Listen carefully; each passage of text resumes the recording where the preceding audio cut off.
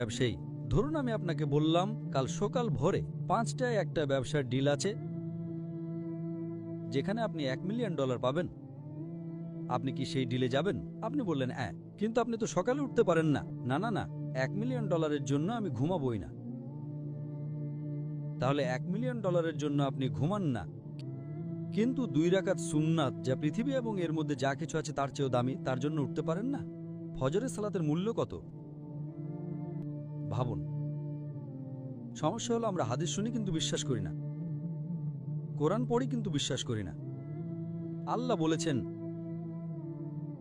তাই আমি বলি আমি কখনোই আমার ফজর মিস করব না, এমনকি আমার সুন্নাতও মিস করব না। কেউ আমাকে $1 মিলিয়ন দিলেও না। হ্যাঁ, সুন্নাত পড়া ফরজ নয়। আপনাকে যেটা বুঝতে হবে, যদি আপনি সত্যিই বিশ্বাস